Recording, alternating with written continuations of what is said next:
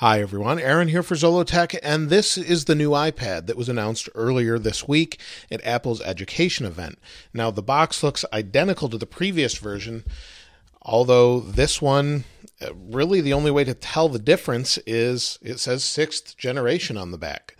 So this particular iPad adds touch capability for the Apple Pencil, and then it also has an updated processor in it. Let's go ahead and open it up here.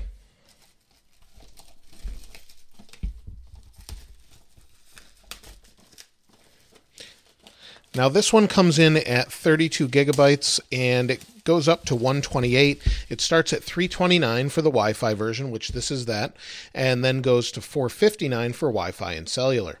If you want additional memory, it's another $100. So let's open this up here. There we go. I picked this one up in space gray, and just like all the other Apple products now, we've got our lightning cable and we've got an iPad adapter. This one, I believe, is 12 watts, as you can see there. And we're just going to probably have the same information in here with our Apple stickers.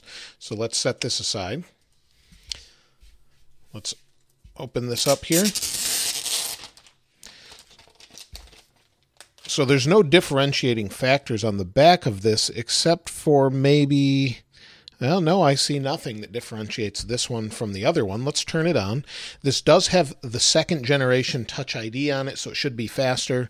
The display is the same. All of the things as far as the screen and everything else is the same. It just now supports Apple Pencil. So we'll check that out. We'll wait for it to boot up here.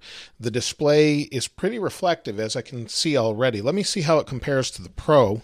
Now, as you can see right here, this is the 10.5-inch Pro. Has a bunch of fingerprints on it from earlier, but you'll see this is much more reflective. This has an anti-reflective coating. It's a laminated display, so the screen is right up to the glass and has a bunch of other features, but it is the Pro, and this is the basic model.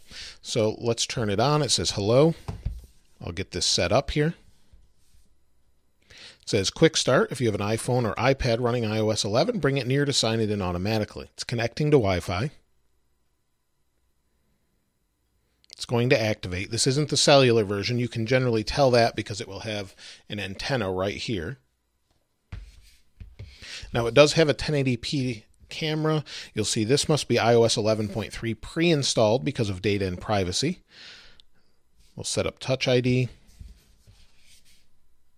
Now that Touch ID is set up, it's asking me if I want to restore from an iCloud backup, iTunes, set it up as new, or move data from Android. I'm going to set it up as new, then we're going to put in the Apple ID. Now I've put my Apple ID in, it's recognized it, I'll hit agree. It's going to take up a few minutes to set this up, so we'll wait just a moment. Now it's asking if I want to do express settings. I do. We'll hit continue. We'll wait just a moment. You'll see it's telling us it's doing something here, or loading. I'll continue. I'll set this up later. I don't want to use this for Apple Pay, although it has it. It's doing something again. We'll continue to use Siri, then share with app developers, sure, and access the dock from anywhere. Switch between recent apps. It's telling us how to use it, and get started. Let's take a look at what version it's running, since this is the first time it's been turned on. You'll see it's preloaded with the current version of 15E216, and that particular version is what came out yesterday for everyone. So that's pretty nice that it's already on there. We don't have to worry about that. So they've had it for a little bit, just waiting for this one to come out. It's wanting me to set up Apple Pay here, but let's check out the Apple Pencil and see how that works with it. So here's my Apple Pencil. To pair these, you normally just stick them into whatever iPad you want to use. Now it says pair. We'll pair the pencil. And we should be good. So let's go home. And there we go. We have Apple Pencil. Full Apple Pencil support on the new iPad for $329, but of course you still need to buy this pencil at $99 if you want to use it. But you can use it with this, and let's see how accurate it is. Maybe we'll open up Notes. And let's try and draw here. So it seems like it's pretty fast. It doesn't look like there's a whole lot of lag or anything. Oh, there was a little bit of lag right there. I haven't seen that too much when you're using the pencil on the iPad Pro, so there might be a slight difference, but the processor should be pretty fast. Overall, though, it's your basic iPad. I don't expect it to be much different than the previous generation, although it's a little bit faster. If you'd like to see a video maybe comparing the two, I may be doing that soon. Let me know your thoughts about that in the comments below. And if there's anything you want to know specifically about this one, I'd love to hear what you have to say. The camera is a 1080p camera. It's not going to be amazing, but it should be pretty good and very usable. I don't think we're going to see any additional wallpapers or anything like that. Let's see here. We'll go here.